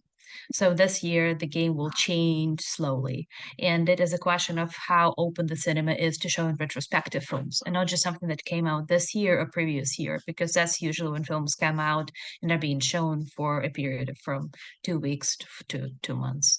And I think that the really key thing here is establishing connections between institutions. And I'm not talking about universities, which are also a great stepping stone. A lot of film libraries of many really good universities have a few Ukrainian titles that don't even show the range of how great Ukrainian film is, and a lot of Ukrainian films that could be included into curricula worldwide. They don't really make it there just because Ukrainian film, it's not really new. It's been out there for a long time. We had productive years back in the 1920s and 1930s for Ukrainian film before Soviets sort of overtaken the entire film production system. We had two big film studios in Odessa and Kiev. We had a big film studio in Kiev that was preparing scientific and animation films. And of course, with the years after the independence, it took us some time to take the film industry off the ground. And the most prolific years for current Ukrainian auteurs have sort of begun after the revolution of Maidan, which has its 10th anniversary about right now. So I think that you will see a bit more Ukrainian films in American cinemas, but also the key is just fostering connections and make sure that there are Ukrainian film companies that are selling film and buying film, because right now there are just a few.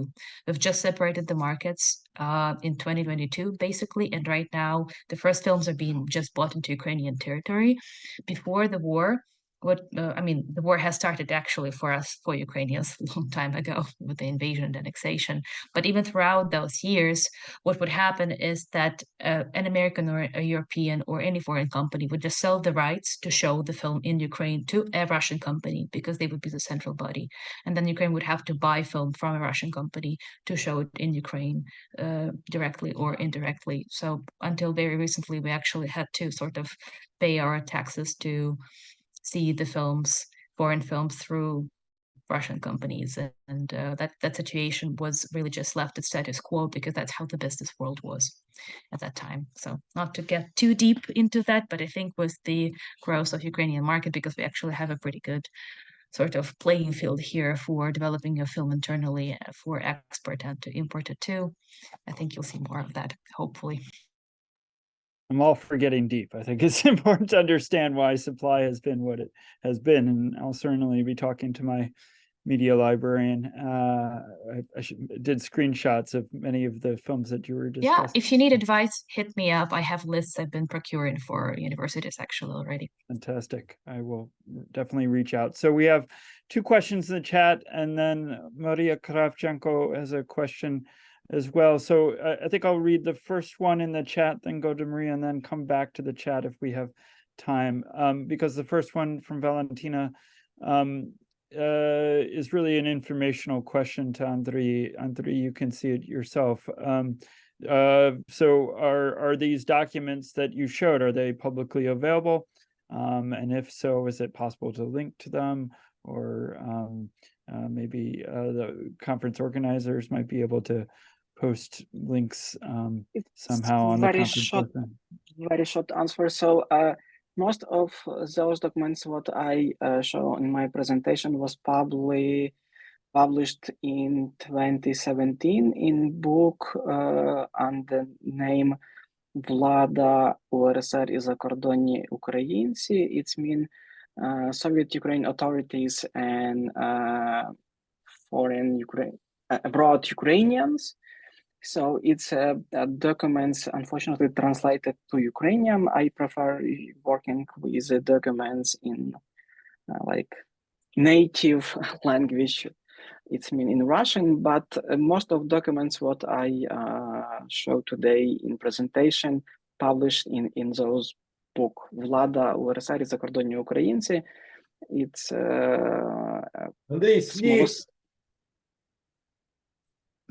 Hello. Hi. Go ahead, Andrew. I think we just somebody unmute.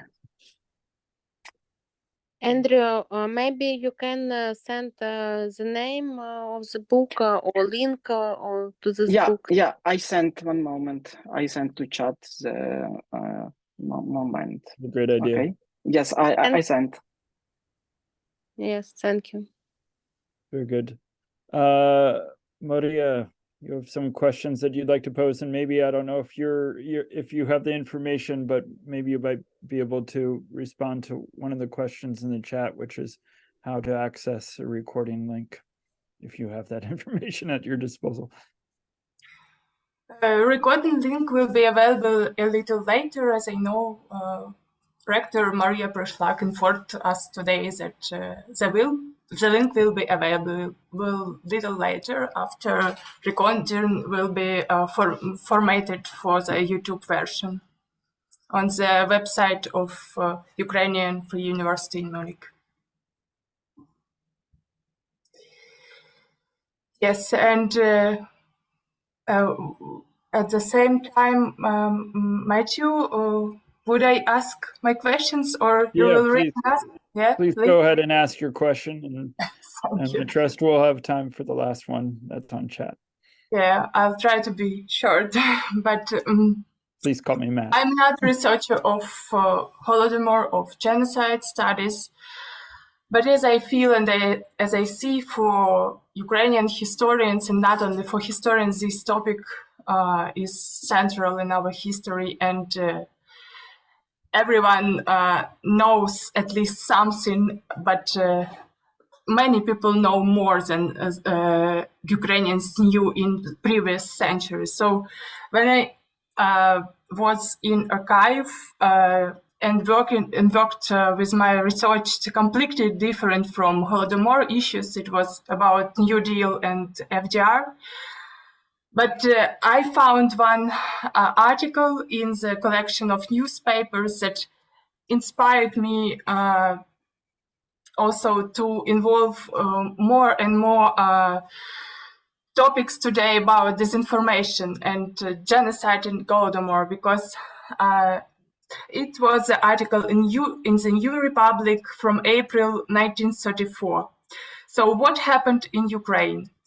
Early last summer, papers all over the world, and especially in Germany, were full of stories about the Russian famine, which supposedly centered in Ukraine.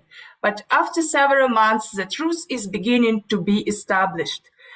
There was indeed a shortage of food, which reached almost a famine proportions, but workers with regular jobs and peasants who belonged to the collective farms were on reduced, but not starvation rations. And this newspaper is talking based on Walter Duranty's words. So they trust him very much and think that it's truth. But again, listening today to Andrii's presentation, I was thinking about this article again, because it's so interesting. He mentioned that that operation of disinformation by KGB was working with so many newspapers, and I'm wondering, do you know, Andrii, or probably is there any published list of newspapers that worked in that times with this disinformation materials from KGB, and probably the same newspapers now are trying to present another view on Russian war against Ukraine. That's interesting. And another thing that's interesting in this context, that today in Daria's presentation, I saw that the methods are using really similar, because when Daria was talking about that disinformative cinema Bucha, we see that Russians are taking the most tragical, probably one of the most hurtful things, and they are showing totally untruth. And that's again what was used by Russians when they were trying to confuse the world community with Holodomor news. So thank you. I don't know. I'm grateful to all of panelists and to our co-organizers who helped us to launch this conference. And yes, thank you so much. And Andrii, if you would like to comment about probably some list of such newspapers or journalists, I would be grateful. Thank you. Thanks. Now, unfortunately, those lists not exist. We know that this informational campaign was used by Soviet authorities and also by Soviet secret services, whatever they name have. It's KGB or their predecessor. So they used these methods very broadly.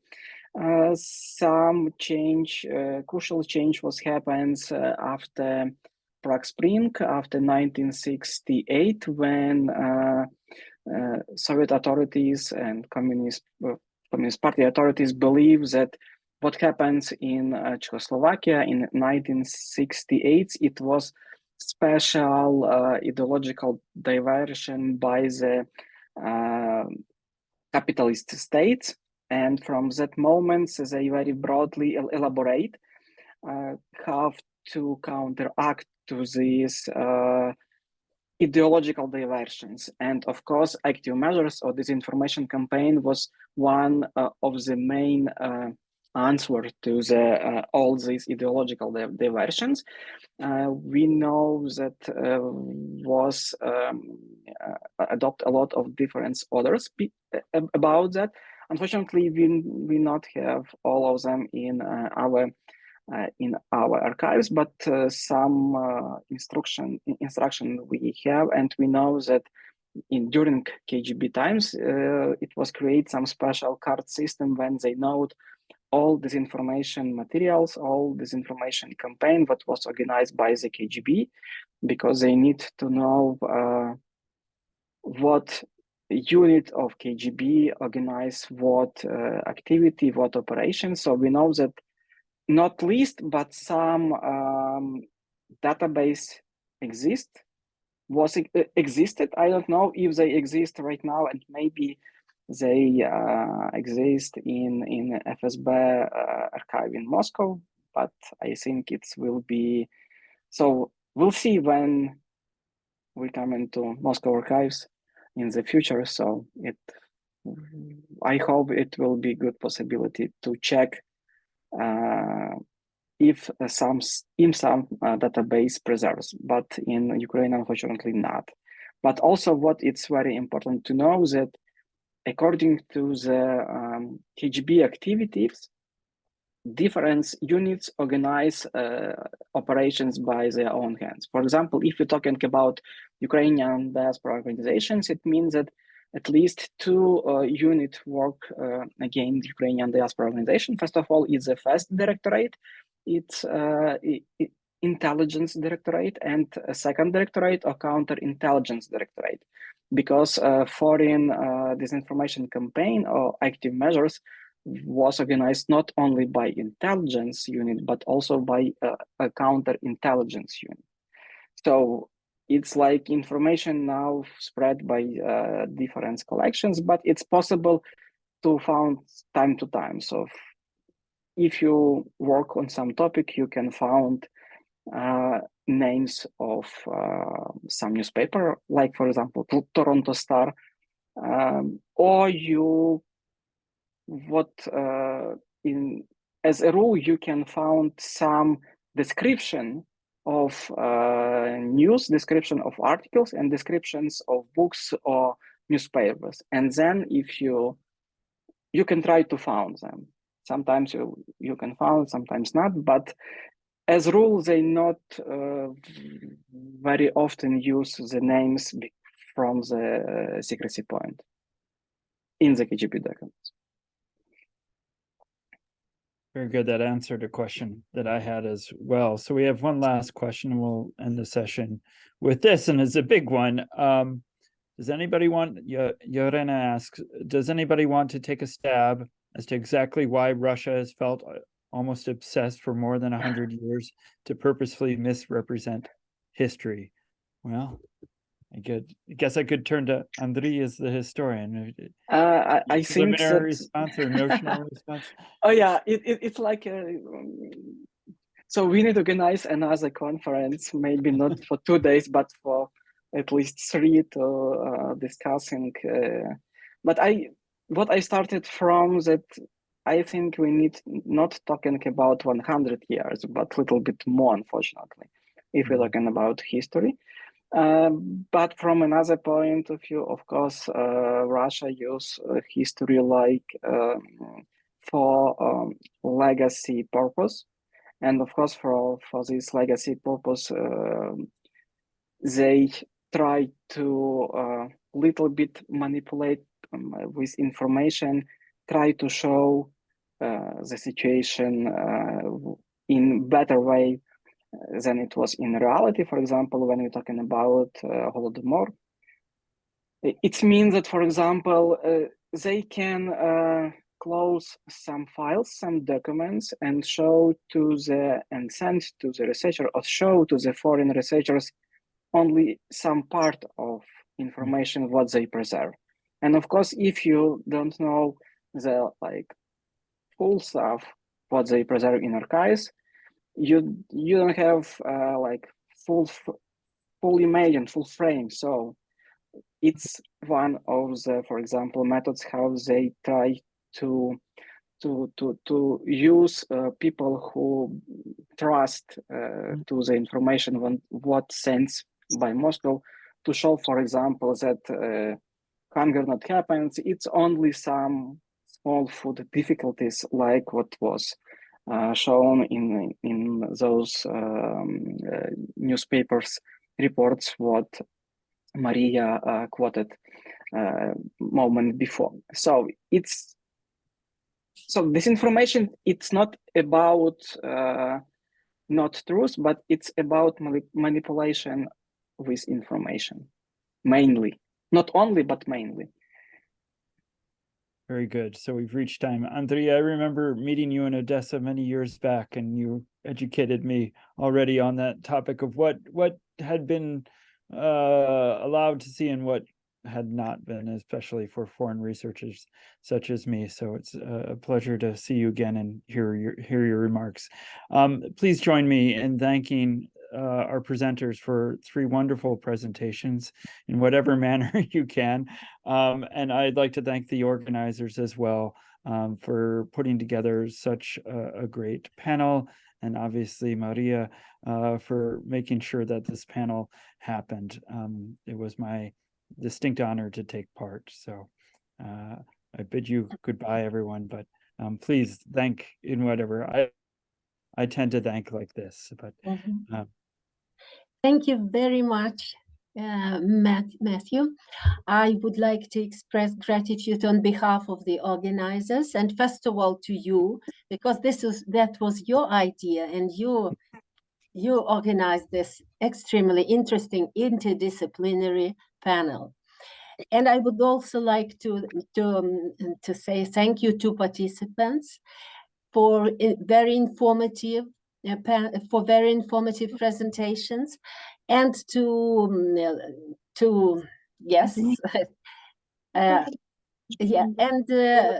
please keep in mind that we continue tomorrow. We start at 11 Ukrainian time, 10 Munich time.